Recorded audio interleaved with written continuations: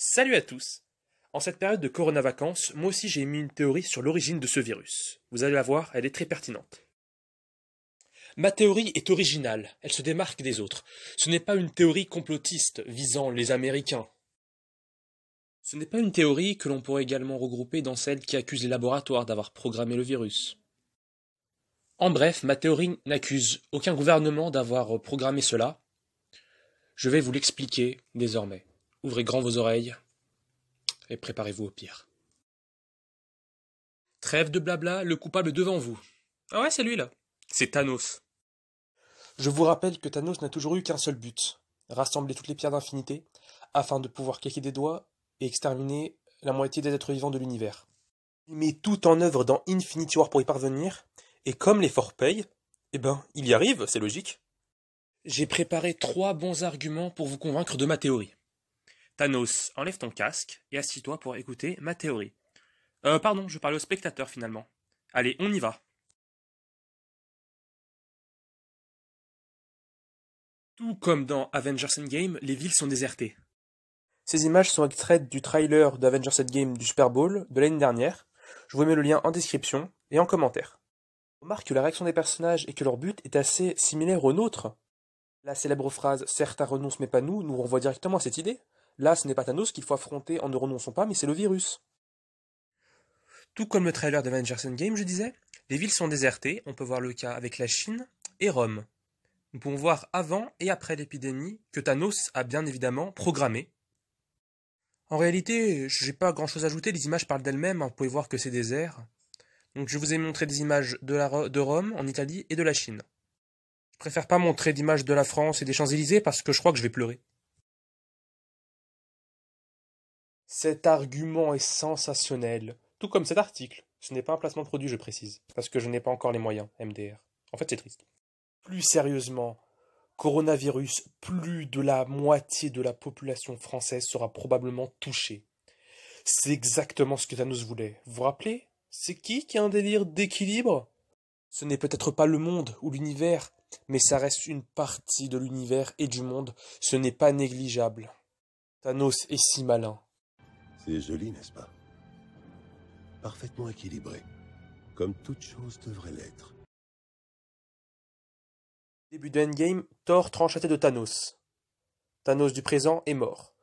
Cependant, il va y avoir un Thanos du passé. C'est le Thanos de 2014 qui va malencontreusement découvrir son futur grâce à Nebula et il va savoir qu'il va être tué. Je vous laisse imaginer le seum que l'on éprouve à cet instant. Après cela, Thanos est sur ses gardes. Il a vu ce qu'il attendait dans le futur. Il a donc préparé un plan. Au cas où il se ferait tuer une deuxième fois. En vrai, c'est là où tu te fais tuer 2 fois par les mêmes personnes, c'est chaud, hein. Thanos s'est donc dit « Pourquoi ne pas préparer un virus mortel au cas où je perdrais afin de me venger ?» Il marche car Thanos a un laboratoire et des chercheurs. Rappelez-vous, il a réussi à utiliser les PIM particules pour aller en 2023 avec un vaisseau entier.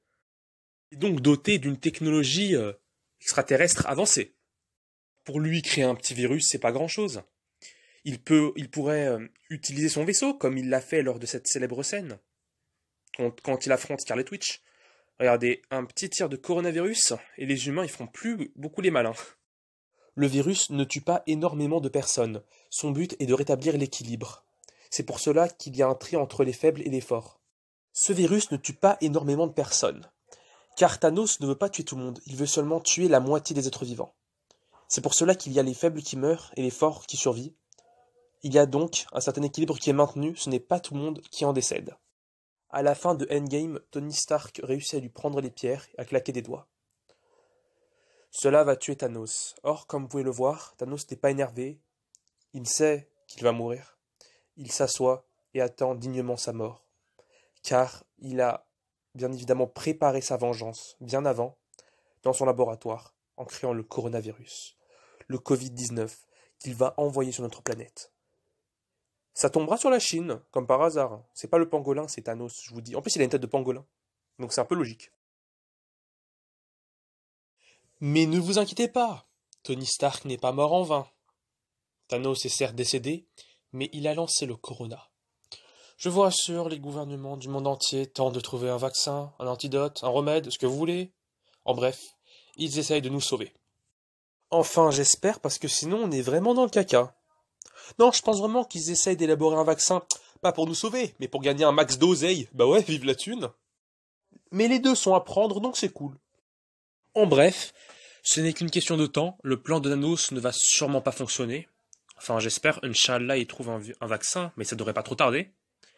Et lorsqu'ils trouveront le vaccin, je vais vous expliquer un petit truc. Préparez-vous. Dans la Reine des Neiges, à cause des pouvoirs d'Elsa, ils décident de couper tout lien avec l'extérieur, de fermer les portes du palais, et de faire en sorte que les deux filles ne voient plus personne. Ouais, en gros, elles sont confinées comme s'il y avait le corona depuis qu'elles sont petites, c'est chaud. Oh, pauvre enfant, elle va être save toute sa vie. Non mais coup dur, j'aimerais pas être à ta place. Enfin, si je le suis à cause du corona, mais t'as compris quoi. Donc, vous avez le principe de base. Imaginez, vous êtes confiné depuis que vous êtes tout petit, etc. C'est normal que le jour où ils vont réouvrir les portes du palais, parce que ils n'allaient pas fermer à vie, c'est pas possible. Donc, toute chose a une fin.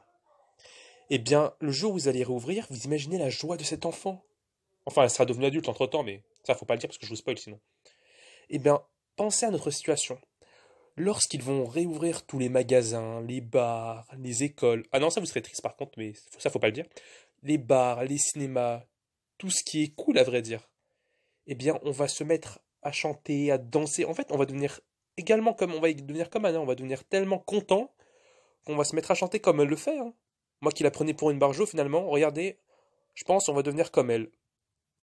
Lorsque les villes seront à nouveau remplies de monde et que les gens circuleront sans peur d'attraper le corona, il sera détruit. Lorsque les cinémas seront à nouveau ouverts. Bon là, il n'y a personne, mais ça faut pas le dire. Et que vous pourriez toucher des bons becs sans peur, eh bien vous serez tellement joyeux de ce jour que vous deviendrez comme ça.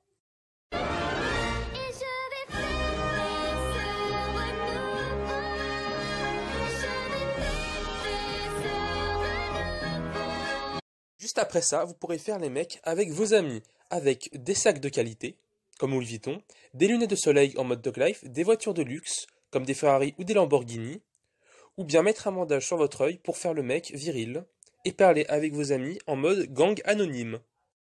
Si vous préférez les deux roues, vous pouvez utiliser une bécane pour être stylé. Ciao tout le monde!